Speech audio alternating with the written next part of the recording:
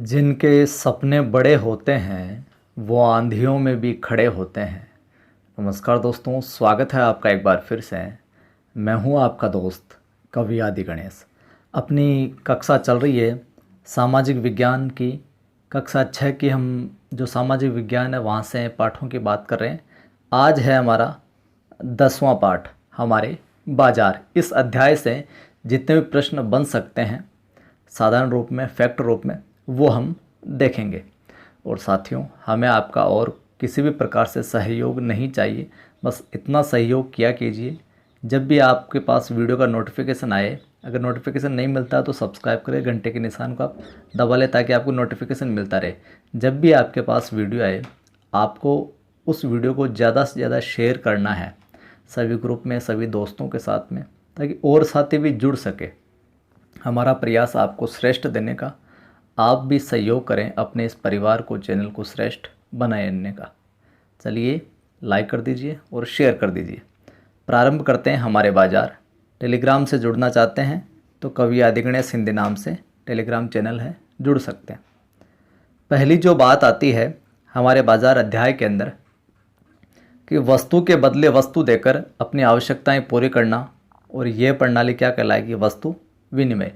पुराने समय में क्या होता, तो प्राचीन जो सभ्यताएं थी, मुद्रा वगैरह का प्रचलन था नहीं, तो पहले वस्तु के बदले वस्तु देकर अपना काम है जो चला लेते थे। कुम्हार है जो लोहार से औजार ले लेता था, और जो लोहार है वो कुम्हार से बर्तन ले लेता था। तो इस प्रकार से वस्तुओं का आदान प्रदान करके वो काम चला लेते थे, अपनी आवश्यकताएं पूर्ति कर लेते थे। तो वस्तु के बदले वस्तु देकर अपनी आवश्यकताओं को पूर्ति करना, अपनी आवश्यकताओं को पूरा करना, यह प्रणाली क्या कहलाती थी? वस्तु विनिमय। अगली जो बात है, जब धीरे धीरे मुद्रा प्रचलन में आने लगी, तो जब वस्तु के बदले वस्तु के मूल्य के रूप में वस्तु न दी जाए और उसकी जगह क्या दी जाए? मुद्रा दी जाए। ठीक है, तो ये प्रणाली फिर क्या कहलाने लगी? मुद्रा विनिमय। ठीक है, वस्तु के बदले वस्तु, वस्तु विनिमय, और वस्तु के बदले मुद्रा दी जाए तो फिर ये मुद्रा विनिमय हो जाएगा। बाज़ारों की बात करें कि बाज़ार किस प्रकार से, कौन से क्या लगते थे, तो एक बाज़ार का प्रकार है जिसे हाट बाज़ार भी कहा जाता है, हाट भी कहा जाता है, या साप्ताहिक बाज़ार। किसी एक निश्चित स्थान पर बहुत से व्यापारी एक निश्चित दिन खुले में ही दुकानें लगाते हैं।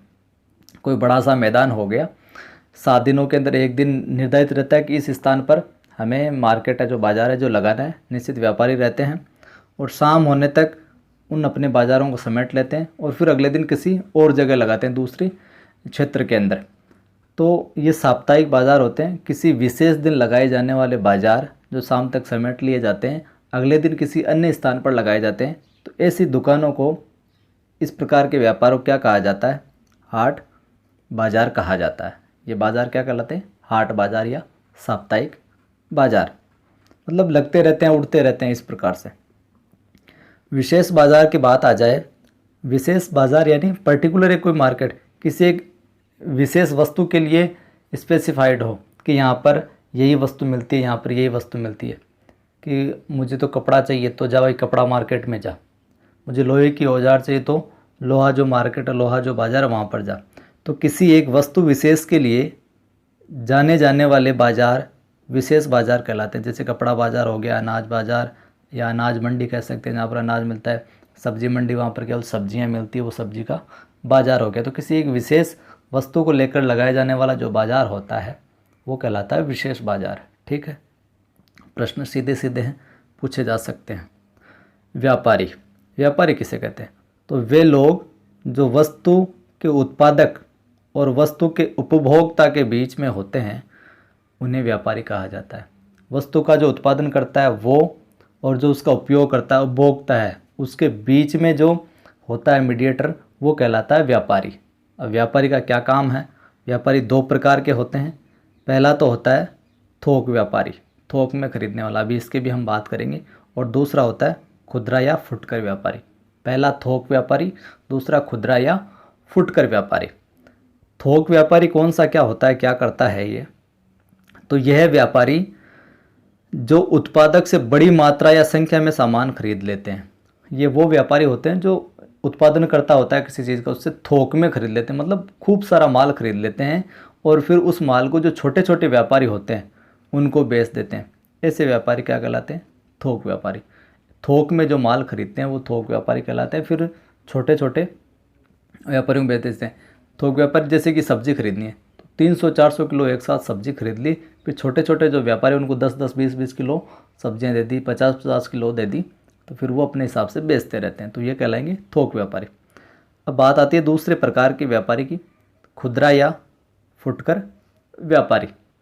तो वह व्यापारी जो अंततः वस्तुएं हम उपभोक्ताओं को बेचता है वह खुदरा या फुटकर व्यापारी कहलाता है।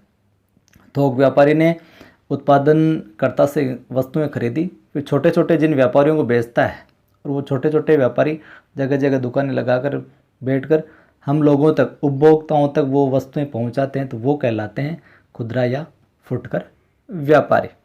चलिए बैंकिंग प्रणाली की बात करते हैं। तो सभी बैंक भारतीय रिजर्व बैंक के निर्देशन एवं नियंत्रण में कार्य करते हैं। ध्यान रखिएगा, जितने भी बैंक हैं वो सभी बैंक भारतीय रिजर्व बैंक है उसके निर्देशन में और नियंत्रण में कार्य करते हैं। अगला जो फैक्ट है वो है एटीएम का पूरा नाम, जहाँ से हम पैसे निकालते हैं। ऑटोमेटिक टेलर मशीन, कई बार पूछा गया है एटीएम का पूरा नाम ऑटोमेटिक टेलर मशीन। कुछ फैक्ट और हैं।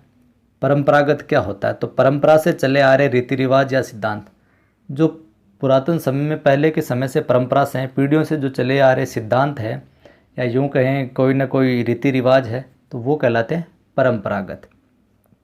लघु उद्योग के बारे में पूछ लिया जाए तो लघु उद्योग से तात्पर्य यह है छोटा उद्योग जिसमें लगभग 20 आदमी काम करते हो या 20 आदमी तक लगे हो, वो कहलाता है लघु उद्योग।